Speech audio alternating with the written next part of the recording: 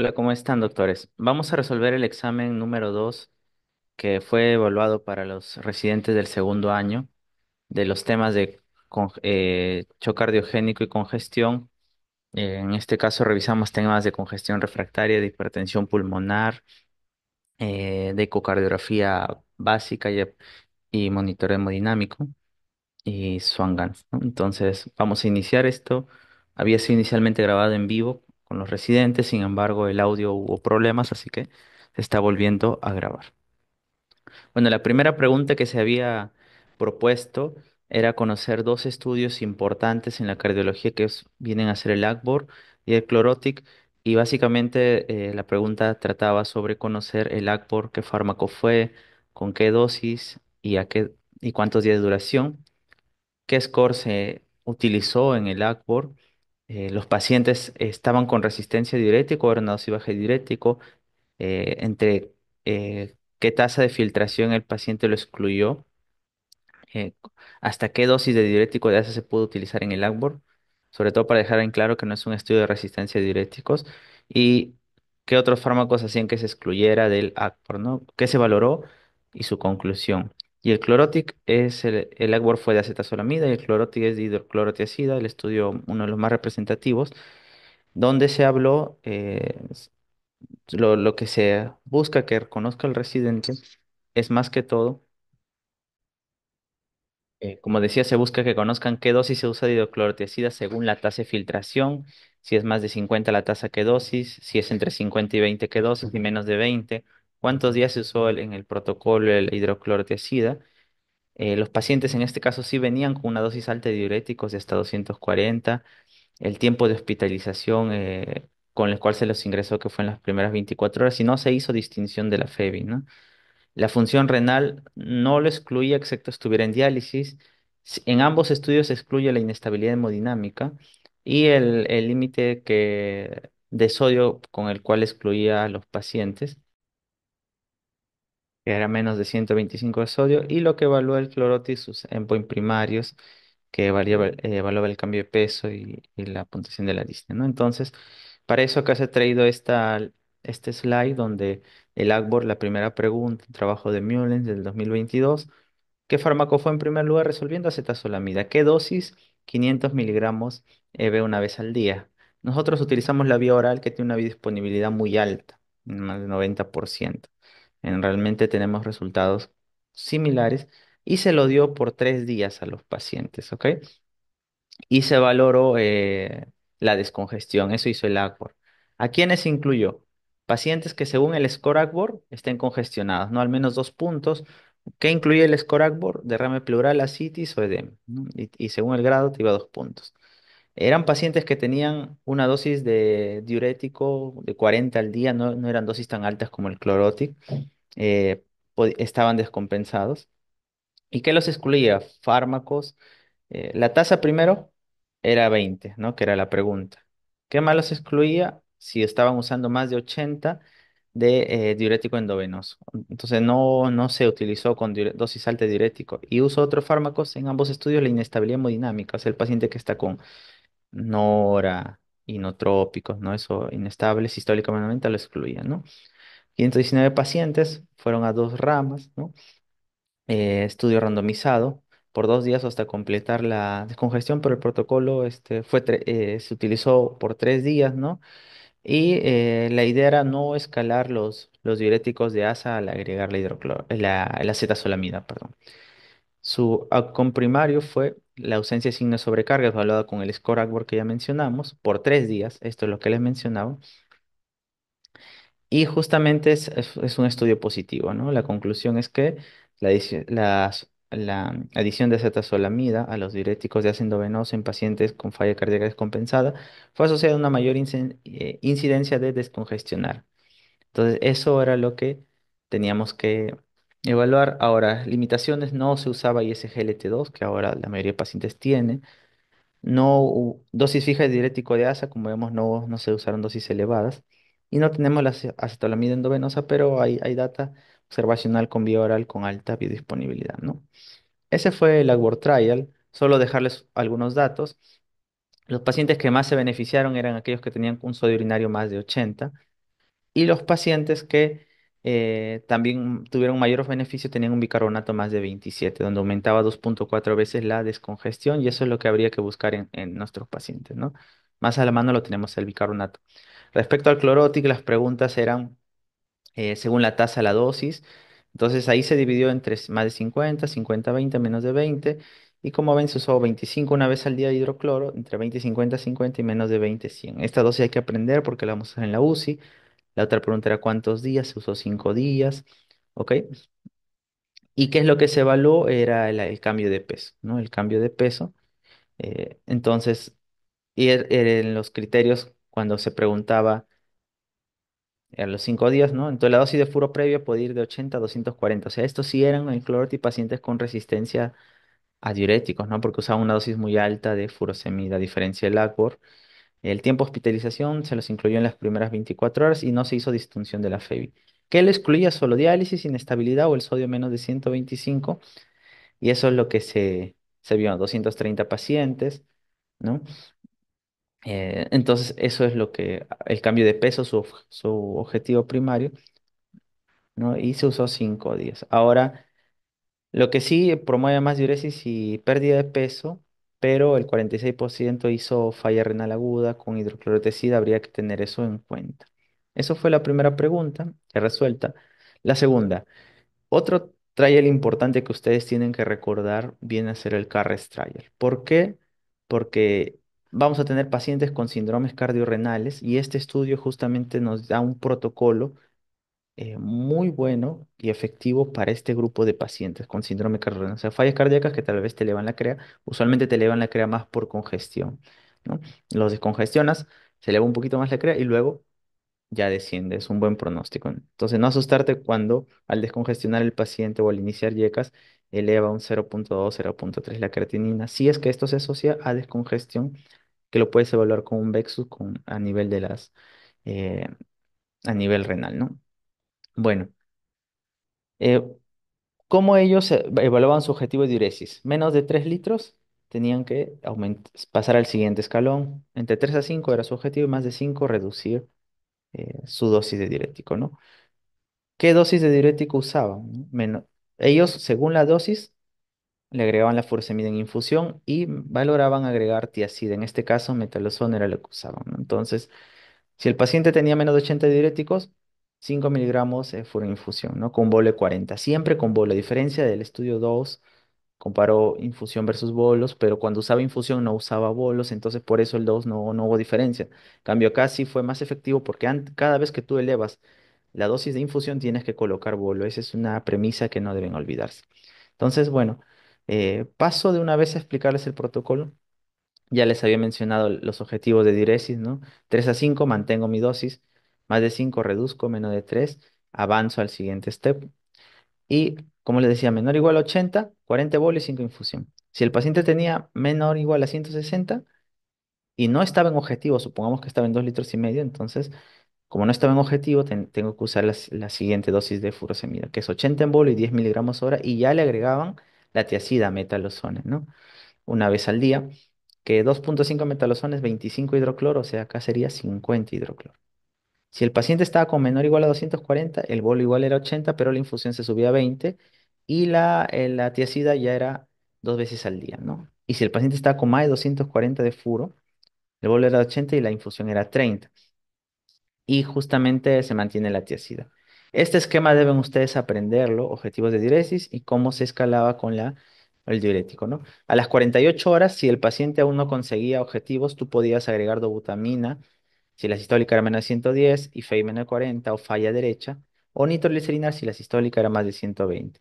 Y a las 72 horas, si aún no lograbas objetivos a pesar de tu escalada, podías agregar asistencias mecánicas, diálisis, por crossover, ¿no? O, esto sí me parece interesante, guiar la terapia hemodinámicamente, o sea, colocar un Swan-Ganz. Entonces, sí es importante que aprendan el CARES trial porque siguiendo un orden, ustedes van a lograr su descongestión y acá justamente los diuréticos fue un análisis variado del CARES, ¿no? Donde ellos evaluaban el cambio de creatinina y la pérdida de peso. En pérdida de peso no hubo diferencia, pero si lo llevas a ultrafiltrado, el paciente es más probable que eleve su creatinina. Entonces, en análisis bivariado, el CARES sí fue los diuréticos mejor que lo, eh, que la diálisis, pero eso fue un análisis bivariado, más que todo.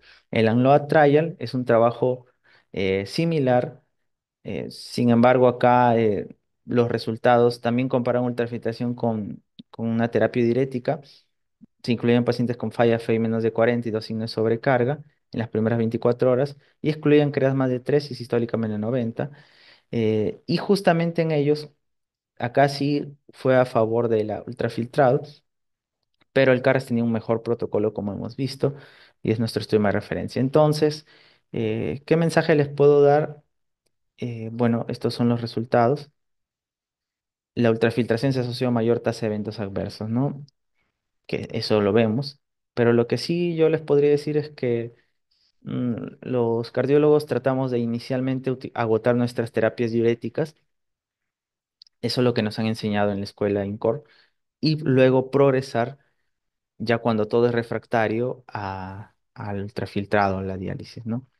Siempre y cuando hayamos agotado nuestras armas diuréticas con combinaciones diuréticos para poder tratar la resistencia diurética, sobre todo en pacientes renales o fallas avanzadas. Y hay que aprender el protocolo que aquí se los dejo. Ok, vamos por la tercera pregunta. Respecto al ecocardiograma, dibuje el eje corto de grandes vasos y señale todas sus partes. Esta pregunta la coloqué justamente porque ya se han hecho talleres de eco y es importante que ustedes ya reconozcan las principales vistas, ¿no? Entonces, como vemos acá a la izquierda, eje corto, la marca del transductor señala al hombro izquierdo y vamos a cortar a nivel de la aorta, como ven acá, válvula aórtica, a nivel del VI, pero basal, medio, apical. Y si incluso vamos más, acá vemos, ¿no? El número uno es la válvula aórtica, se ve la aorta al medio, los tres velos, aurícula izquierda, tabique interauricular, aurícula derecha, válvula tricúspide, tracto de salida ventrículo derecho, válvula pulmonar. Yo puedo enfocarme un poco más para ver la salida el tracto de salida del VD y las arterias pulmonares, o puedo ya ir prácticamente dirigiendo el transductor hacia el VI, ¿no? Hacia el VI para poder ver la zona basal, que vemos la válvula mitral, se ve esta vista. Sigo echando el transductor y veo los músculos papilares, posterosectario y anterolateral, y sigo echando el transductor, horizontalizándolo y ya voy a ver la zona apical, ¿no? Entonces eso era lo que se les pedía acá, eh, que no todos lo han hecho bien, así que hay que reforzar las vistas de eco, haremos talleres. Se ve acá anatómicamente, aurícula izquierda, tabique interauricular, aurícula derecha, tricúspide, ventrículo derecho, válvula pulmonar y arteria pulmonar y señalar sus partes, ¿no? Recordar que a nivel del el velo no coronariano está a nivel del sector interauricular y el velo coronariano derecho a nivel del ventrículo derecho y el que queda es el velo coronariano izquierdo. Acá lo vemos en eco, aurícula izquierda, sectum interauricular, aurícula derecha, válvula tricuspidio. Acá ustedes pueden poner su Doppler continuo si están alineados y poder calcular la velocidad de recurtación tricuspidia, el tracto de salida del BD, donde ven la pared libre el tracto de salida del BD, la válvula pulmonar, donde acá ponen su Doppler pulsado a nivel de la válvula y van a calcular el tiempo de desaceleración pulmonar, tiempo de aceleración pulmonar. Menos de 105 es un signo para hipertensión pulmonar o el notch mesosistólico. Y la arteria pulmonar, donde una vista más enfocada a la arteria pulmonar, como la que vemos aquí nos podría dar las medidas que más de 25 está dilatada. Es que esto era importante y acá yo les voy a dejar, las diapositivas se van a subir al Drive para que ustedes puedan ver el resto de proyecciones y tenerlas claras. ¿Ok? La cuarta pregunta era, grafique el algoritmo para determinar en un paciente con FEI baja si presenta disfunción diastólica grado 1, 2, 3 y por lo tanto presiones llenado incrementadas, que no es sinónimo, pero nos da una orientación. Entonces, ya es importante que ustedes en sus guardias puedan hacer ecovisiones y determinar el grado de congestión cuando estamos sin SWAN, ¿no? Entonces, lo primero es que hay que ver el Doppler, una buena vista de cuatro cámaras y justo en la válvula mitral colocar el Doppler pulsado donde vamos a ver la onda E y A, ¿no? Early. Y la onda A que viene a ser de la auricular, ¿ok? Entonces, la onda E en protodiástole, que representa el llenado del ventrículo pasivo del ventrículo izquierdo, llenado. Y la onda A que viene a ser en telediástole, que es el llenado activo, que es la contracción auricular, por lo tanto no la voy a ver en FA, ¿verdad? Ok, paciente No congestionado, paciente congestionado. Vemos la... Esto, perdón, disculpen acá. Tenemos las dos presentaciones, ¿no? La E mayor que la A y acá la E menor que la A, ¿no? Con esto no solamente puedo determinar, pero cuando me da una mayor posibilidad de que sea congestión, cuando E sobre A es mayor a 2 yo tengo y es fe y baja, una alta probabilidad que esto sea disfunción diastólica grado 3, ¿no? Y cuando E sobre A es menor a 0,8 y una onda es menor a 50, yo tengo probabilidad que esto sea normal o disfunción diastólica grado 1. Y luego los intermedios tenemos que valorar otros parámetros. Entonces, para poder profundizar acá, les voy a enseñar si una onda es sobre A mayor o igual a 2, disfunción diastólica grado 3, y onda E sobre A menor a 0,8, con la onda E menos 50, porque varios me han colocado en el examen solo E sobre A menos 0,8, pero tiene que ser con onda E menor o igual a 50, podría ser normal o presión aislada grado 1, pero no han colocado, y esto era importante, saber que hay otros criterios, donde si tú tienes parámetros intermedios deberías evaluar otros tres criterios, el E sobre mayor a 14, la velocidad de refractación tricúspide mayor a 2,8, el volumen de aurícula izquierda mayor a 34 indexado, ¿no? Dos positivos, grado 2, dos negativos, grado 1. Y signo indeterminado. Sin embargo, no solo se basen en el E sobre A porque puede haber falsos positivos, deportistas, etcétera. Entonces, yo les diría que busquen todos los parámetros y lo clasifiquen como lo pone acá Brandwell, ¿no? Eh, E sobre A mayor a 2, el E sobre mayor a 14, velocidad de refractación tricúspide mayor a 2,8, la aurícula izquierda más 34. Ya con todos los parámetros podrían con más seguridad concluir una disfunción diastólica grado 3. Y lo otro que les quería traer, bueno, estas son el Doppler tisular, donde lo colocas en el anillo a nivel a nivel tisular, lateral y sectal, donde, por ejemplo, acá vemos a la izquierda el Doppler tisular, que es el TDI. Esta es la S sistólica, EA, que ya hemos explicado qué significan, ¿no? Y este es el llenado pasivo y esta es la contracción auricular, ¿no? Y acá vemos la relación invertida, ¿no? Que esto sí sería alteración de la relajación, ¿no? Y con esto yo voy a sacar mi E sobre E. Pero el parámetro que les traigo es el de las venas pulmonares, que poco lo hacemos, pero es muy importante. Realmente es muy importante el parámetro de las venas pulmonares. Tú pones un Doppler, te vas al techo, la base, la de la aurícula izquierda, ves donde hay flujo y ahí colocas tu Doppler pulsado. O sea, el Doppler con luego Doppler pulsado.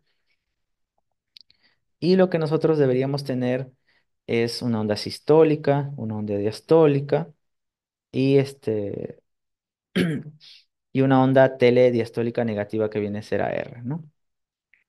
Ok, S mayor que D es lo normal y S menor que D significaría que predominan las velocidades diastólicas hacia la D, que demuestra presiones elevadas en la aurícula izquierda, ¿no? Y eso nos ayudaría a confirmar que sí hay presiones llenado elevadas. Esto es importante que lo manejen. Aquí les dejo. Y las diapositivas, como les dije, la van ustedes a tener. Ok, pero recuerden que el eco no siempre es válido. No solo por un E sobre E me voy a guiar, porque no es válido. Y eso lo dice, miren, la misma Sociedad Americana de Ecocardiografía en el 2016 en sus recomendaciones para evaluar la función diastólica. En FA no va a tener A, en insuficiencia mitral significativa, cuando el paciente tiene alguna plastía mitral, una prótesis mitral ni siquiera se informa, cuando está en asistencia BI, cuando tiene un bloqueo de rama izquierda o está en marcapaso. Entonces ahí busquen otros parámetros, líneas B, la clínica, eh, hemodinámicamente el Swan-Ganz, ayúdense de otros parámetros. Ok, la siguiente pregunta, esta era la 5.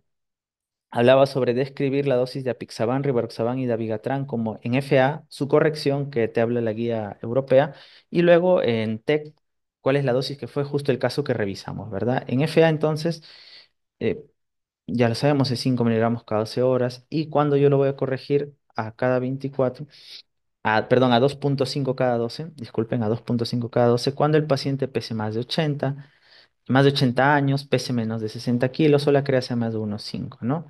Talla pivotal fuera Aristóteles, y eso es lo que me tenían que colocar acá. En Rivaroxaban, 20 cada 24, y los criterios es la tasa de filtración menos 50, ¿no? Y el Dabigatran, 150 cada 12, y luego corregiríamos a 110 cada 12. Hay dos que informan importantes, que va a ser el uso de verapamil, le da más de 80, y acá lo tenemos, ¿no?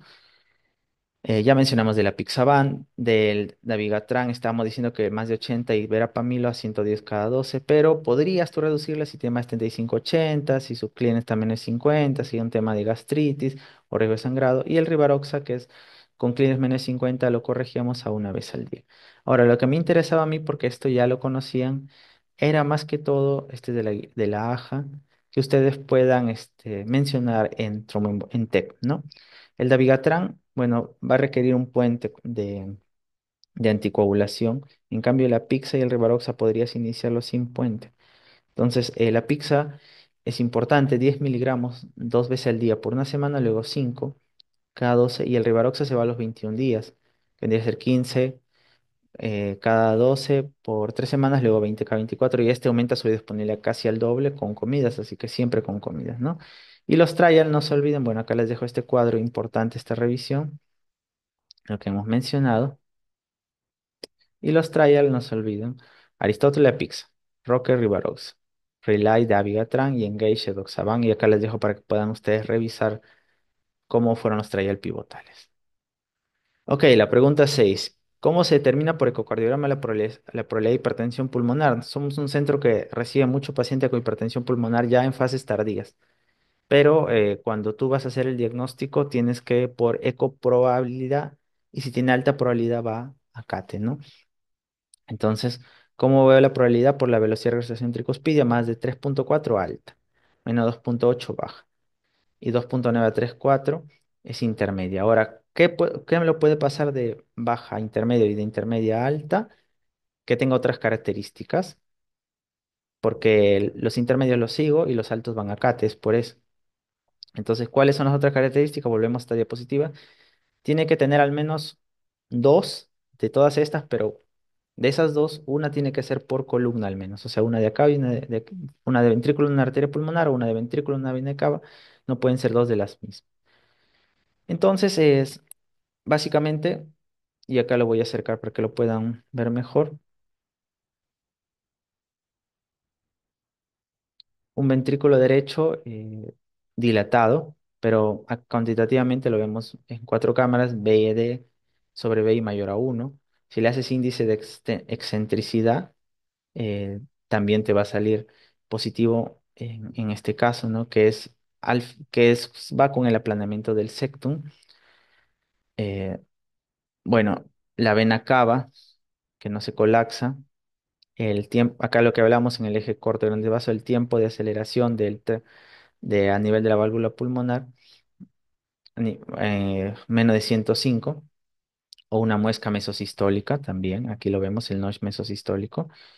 Las caídas de las funciones, taxe, el, el cambio de área fraccional, el S'(D) menos 9,5, la aurícula derecha dilatada más que la arteria pulmonar, ¿no? Aurícula derecha más 18 en área, la regurgitación típica la mencionamos, la vena cava, y derrame pericárdico y arritmias ya son bastante tardíos. Pero ¿cuál de todos te pide la guía?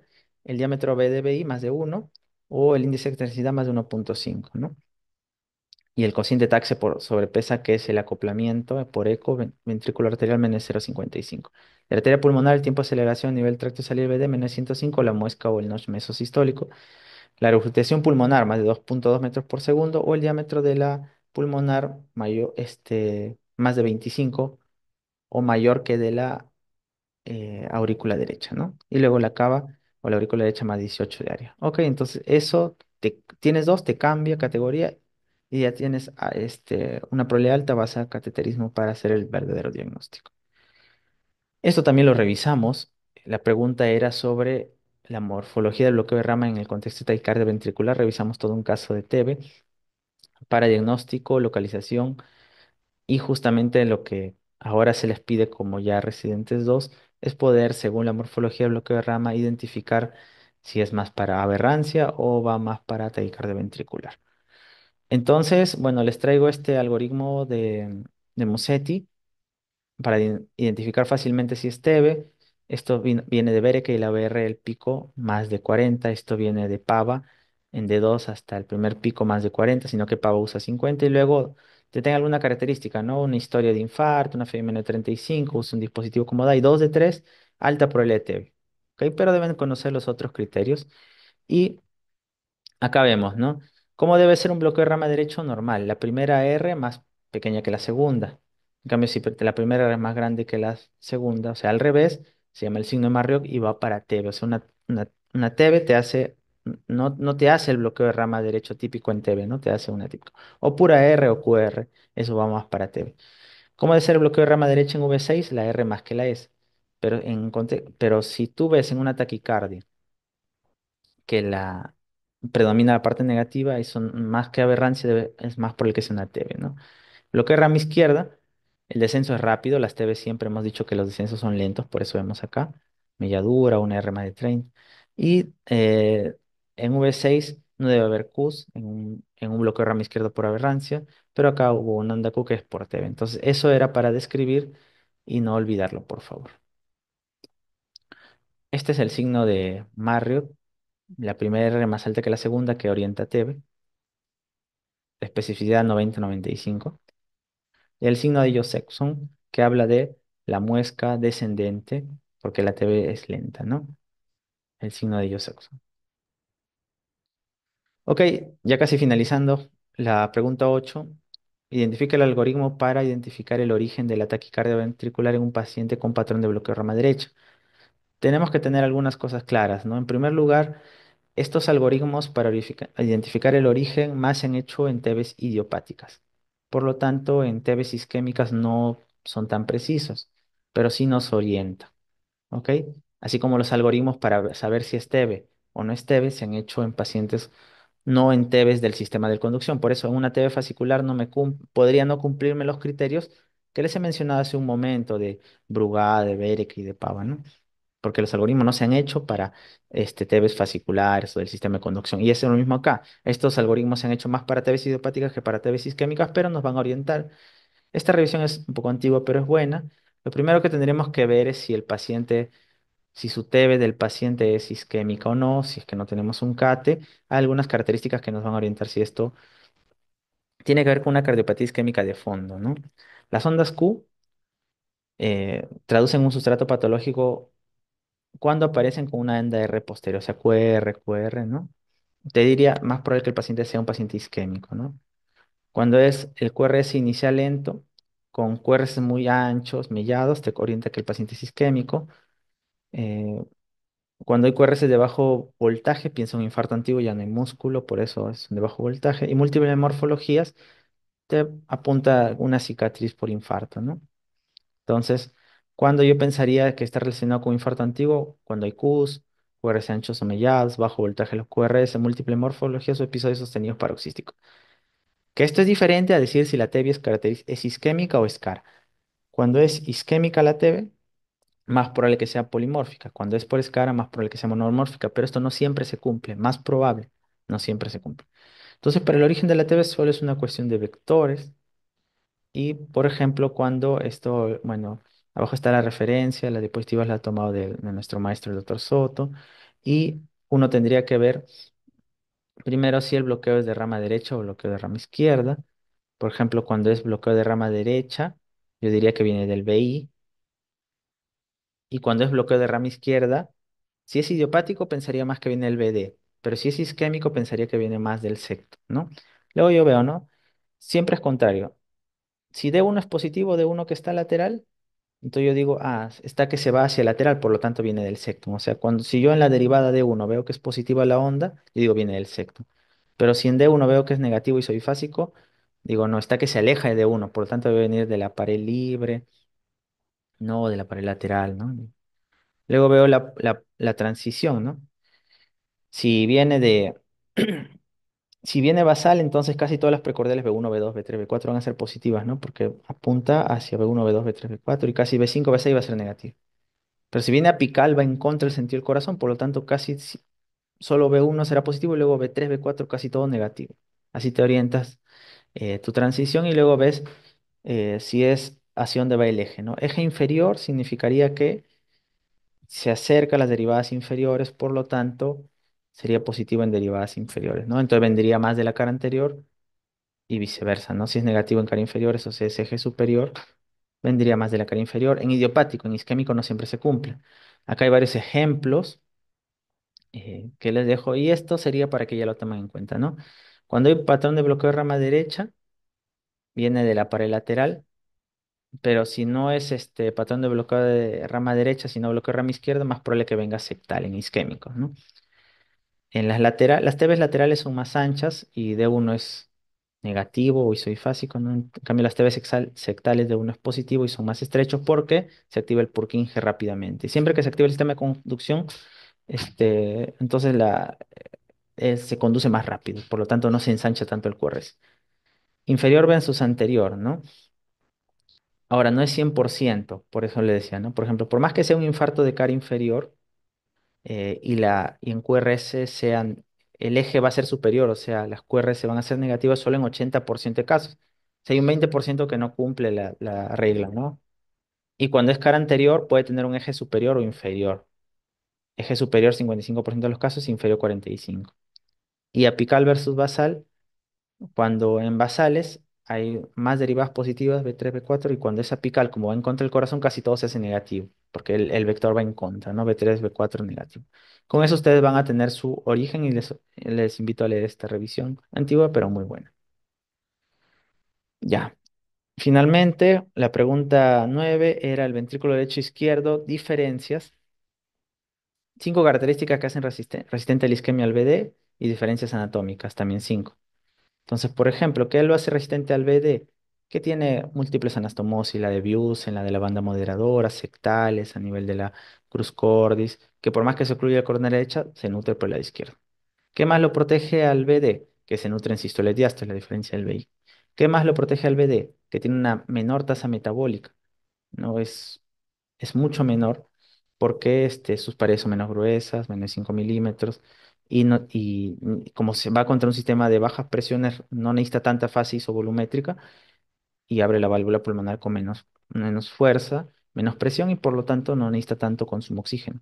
También tiene una tasa de consumo basal de oxígeno de 50%, en cambio el BI de 80%, entonces puede aún aumentar su tasa de consumo de oxígeno. También es en isquemia libera óxido nítrico, entonces hay varias características que menor demanda metabólica, la perfusión sistodiastólica, flujo coronario, a nivel de la banda moderadora, anastomosis de Busen, eh, el mayor flujo coronario y menor consumo de oxígeno mediado por óxido nítrico durante hipoperfusión, etcétera, ¿no? Y diferencias, ¿no? Lo primero, ¿quién tiene más volumen? El BD más el BI, ¿ok? Dos capas,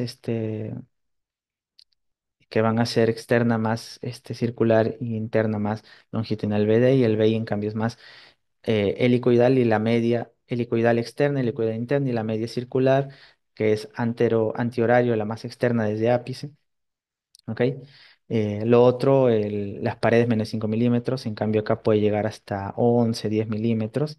El BI, listo, esta se enfrenta, se adapta mejor a la sobrecarga, por eso en infarto BD los hidratamos hasta una PVC 12. En cambio BI se adapta mejor a la presión por sus paredes gruesas.